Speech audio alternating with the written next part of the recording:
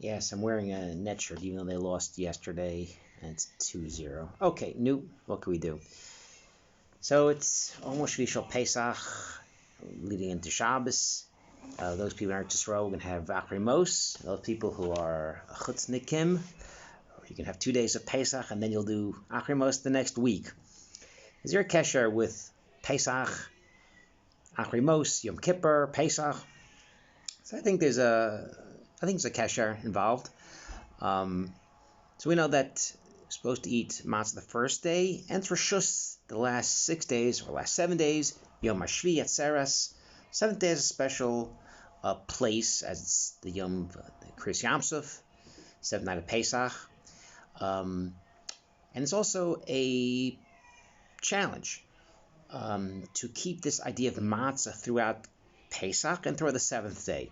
So we know that Pesach is lechem oni, supposed to think about Pesach and eat the matzah and think that we're achrei ourselves, that we have really no geos, there's no zchusim that we had, we left Mitzrayim totally v'zchus of Hashem, and that's the matzah. The matzah is low, no rising, no geos, nothing crazy exciting, and 7th day rolls around, and there's an opportunity for geos. There's an opportunity to make yourself higher. Why? Because it's the first time that the Jewish people were really saved with their own merits. People came out of Mitzrayim, they're being chased by Paro, and Moshe says, go into the water. Well, go into the water.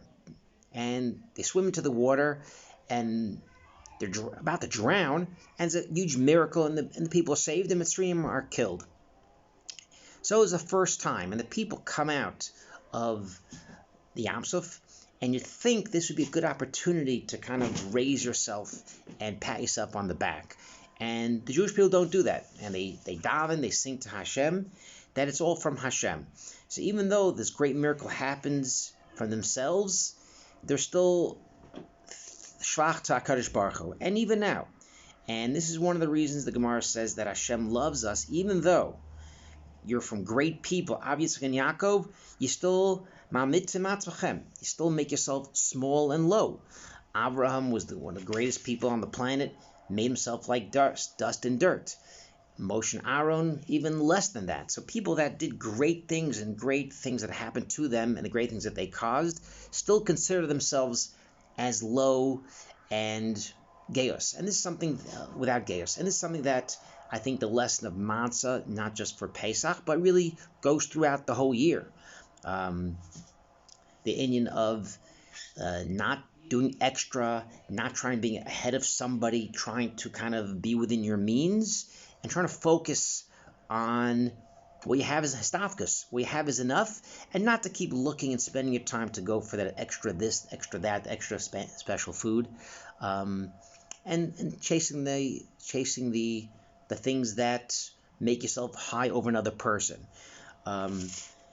One of my favorite kliyakars, which is actually referenced in this booklet I got, Or Das, in the shul. This fellow gives it out in Or Haganuz, and I picked it up, and each day there's a little piece from the week. And Tuesday, Yom Shlishi, the Eis Lilmod piece, is actually a piece of the kliyakar that I really, one of my favorite pieces, where Moshe comes down to gather the people, to tell them about judges, telling about din, bezdin, and the day is Vayakam Moshe, is the day after Yom Kippur. So we know that Yisro wasn't a big fan of that. What are you doing, judging all the people? And even though it comes out really early, it's parshas Yisro, Mepharshim say that Vayakam Moshe takes place, it's actually the day after Yom Kippur, because Yom Kippur is the day where people start to move away from each other. The people going into Yom Kippur, asking Mechila, people getting ready for Yom Hadin, Yom Harachman, people getting ready for Rosh Hashanah, Yom Kippur, and Yom Kippur is the day that everyone is together. No one works, so the reason for people to kind of argue with each other and have din goes away. People aren't working, so there's no cause for someone to cheat someone, no cause for someone to be upset with someone, stealing, damaging stuff. There's no din, nothing, because everyone's in shul. So everyone's really together Yom Kippur. There's no fighting. Everyone's asking Mechila. It's a great day. But it's also higher than that, because besides Chitzonios working, there's no taivos, no inner strife. The whole year, people are in restaurants, people are looking for different foods and different taivos, not just foods. People doing things. I want to get a better seat on the airplane, better than that guy. I have a better car than that guy. He's got a hybrid. I want to get a... So there's a lot of that. But Yom Kippur, not only is there no arguing because of work, but there's no arguing because of taivos. The taivos is kind of gone because we're not eating. We're not doing anything special. We're all looking the same.